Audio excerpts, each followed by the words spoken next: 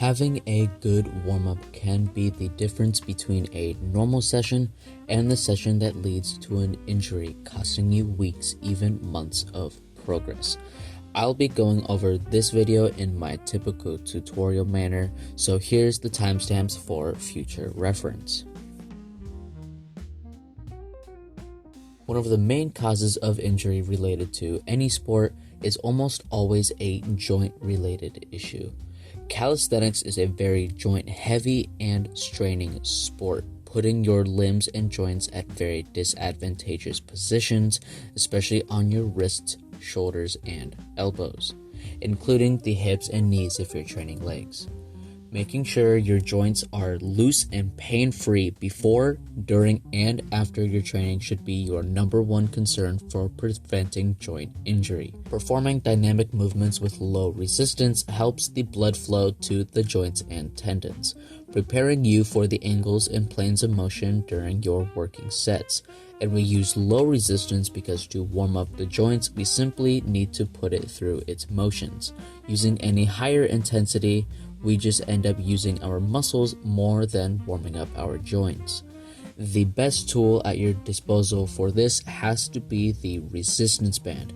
Using a light band, you can simulate several different planes of motion you might encounter in your working sets.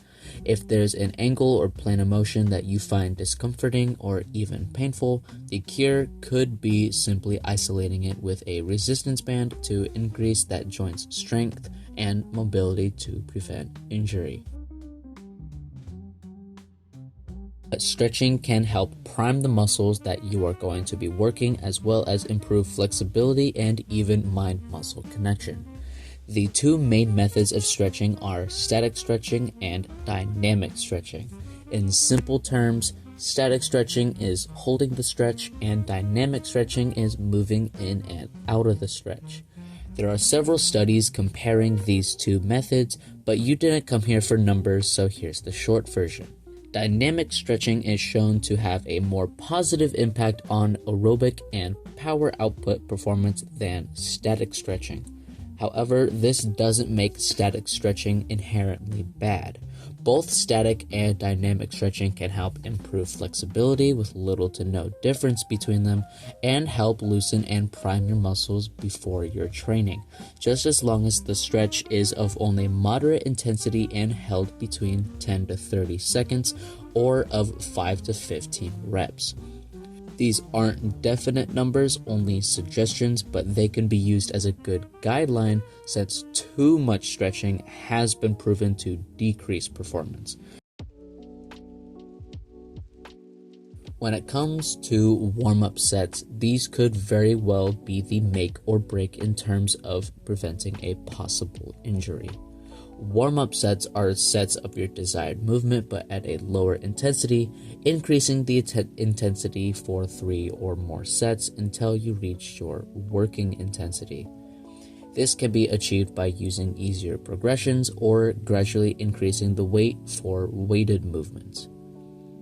These are used to prepare the movement under an actual load, getting the blood flowing to the muscles so they can perform to the best of their abilities during your working sets, and help catch potential injury before they can happen.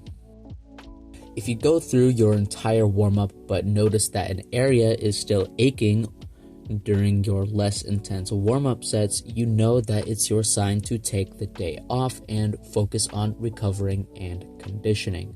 Taking the day off to prevent a potential injury is an infinitely favorable scenario versus pushing through it, getting yourself injured, and taking the next week off.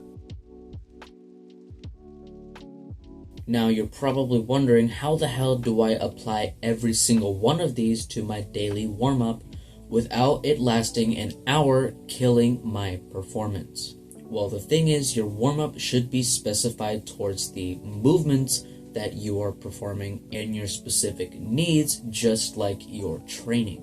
For example, if you're doing pushing movements, you may want to focus more on your anterior chain and your wrists. If you're doing pulling movements, your posterior chain and your shoulder blades.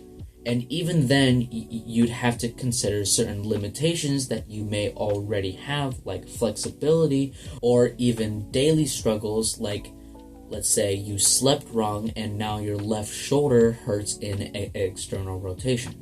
A good rule of thumb is to have a simple 5 to 10 minute warm-up for each individual training session, and then add on to it if other extra things are bugging you that day. For these examples here, I've just used my personal warm-up routines for each training session. If you use these and they work for you, that's great, but I would highly recommend using these as a reference so you can make your own.